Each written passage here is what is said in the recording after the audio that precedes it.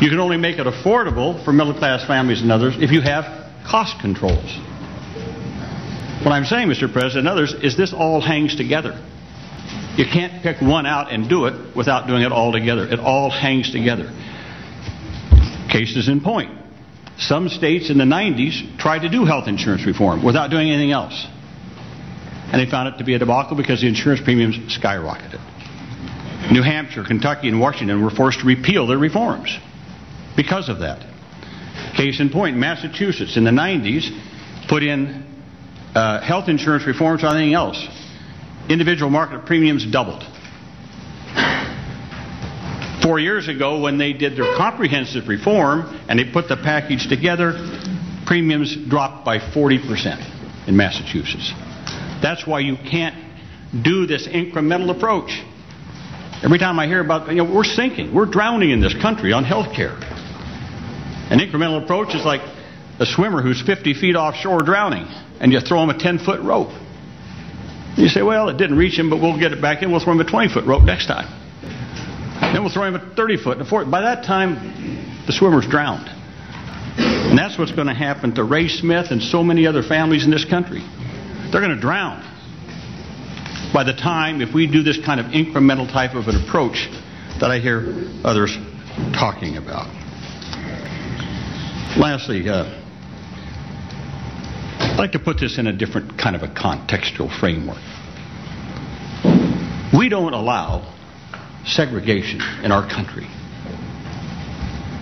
on the basis of race, creed, color, national origin, etc. 20 years ago this year, we also said we're not going to allow segregation on the basis of disability when we passed the Americans with Disabilities Act.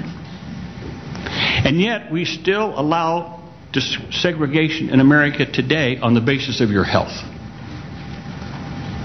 Why should we? Why should we allow that to happen? It's time to stop segregating people on the basis of their health. That's why insurance reform is so vital. Because the health insurance industry in this country is based on a flaw. And the flaw is their ratings are based on segregating people because of their health. Think about that. Whenever I hear the word pool, this pool, that pool, this pool, I think segregation. You're segregating people out because of their health status. I think it's time to end that. I sold insurance. I was an insurance agent when I was a young man. And there's one principle of insurance I learned then that I've never forgotten. The more people in the pool, cheaper it is for everybody. You start setting up these pools, you're going to make it more expensive, and you're going to be segregating people on the basis of health. Let's think about that. It's time to stop that kind of segregation in our country. All right, Tom, Dave Kane. Thank you very much. On the issue of insurance reform and pre-existing conditions, there are responsible ways to solve this problem and reduce the cost of health insurance for everyone.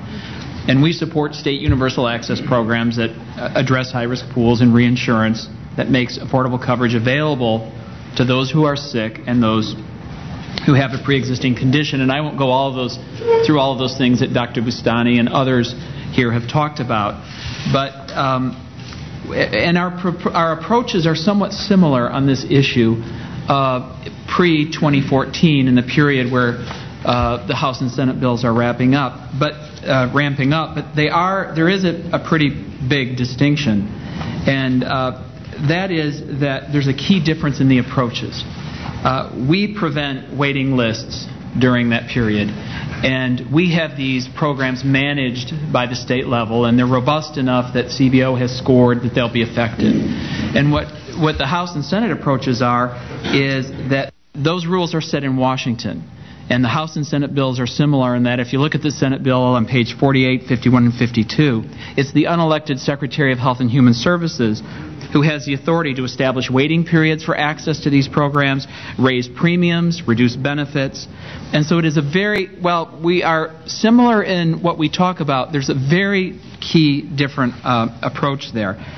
And then after 2014, when the bill fully comes into play, you have a very different approach there. And what you do is establish pre-existing condition and link it with the individual mandate.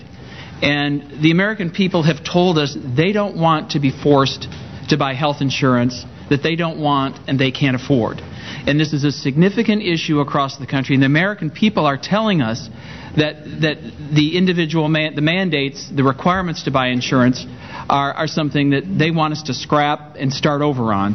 And that's why you're seeing state legislatures around the country passing resolutions saying our citizens are going to have a choice on whether they buy health care. They're going to have a choice on the kind of coverage they want to have. And so this is a fundamental difference in this area of insurance reform that I think we have to really begin again and really take into what the American people are saying and expressing this through their elected representatives in the state legislators. I know there's a lot of former state legislators here. I'm one as well, and I think that's a very serious point that we need to address.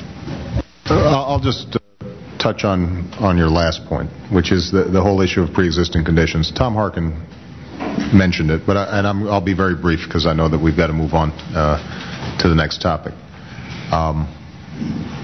The way I understand Leader Boehner's bill works, and I think that's the one you're referring to, the way you deal with a pre-existing condition is to essentially set up a high-risk pool. I mean, that's the mechanism.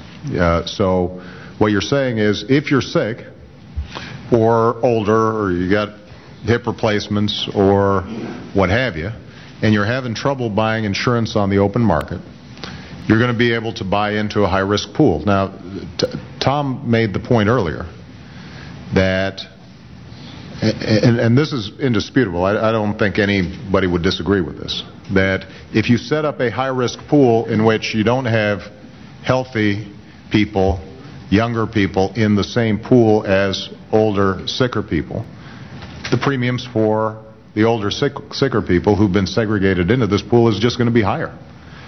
Now, we looked at the Boehner bill to see sort of how you approach that, and you've got some reinsurance. And keep in mind, we use a high-risk pool as well until we get to the exchange, and we have reinsurance, for example, for federal or for people who are on retiree plans. We want to help employers maintain those plans, and they've got an older population, so we want to help reinsure them. But given the amount of money that you have allocated for that pool, it's just not going to be a very useful tool for the vast majority of people who've got pre-existing conditions. Just because there's just not enough money that you guys put into it to be able to cover all the people with pre-existing conditions, which is why other states have high-risk pools. Kathleen mentioned.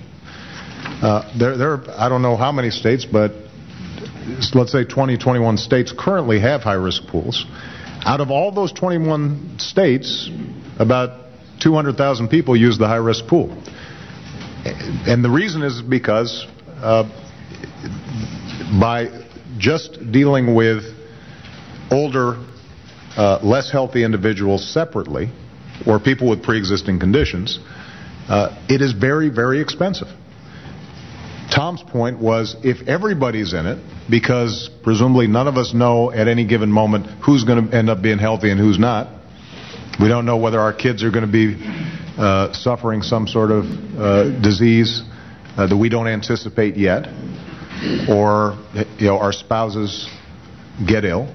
That if everybody's in it, then that drives prices down cheaper for everybody. So it's not that I think that the high-risk pool idea is a bad one. As I said, the House, the Senate bill, the proposal that I put forward, all use the high-risk pool as a stopgap measure to get to a broader pool. But the goal has to be to get everybody in a place where those risks are spread more broadly. And if I just might say, we support high-risk pools and reinsurance with $25 billion in funding. Right. The House and Senate versions are $5 billion in funding, and because of that robust support, CBO says this will work. The fundamental difference after that is that the Health and Human Services Secretary, in that 4-year period when they're somewhat similar, has the authority to raise the premiums. All of that is brought to Washington. We leave that authority in the states so that they can manage their state pools. And then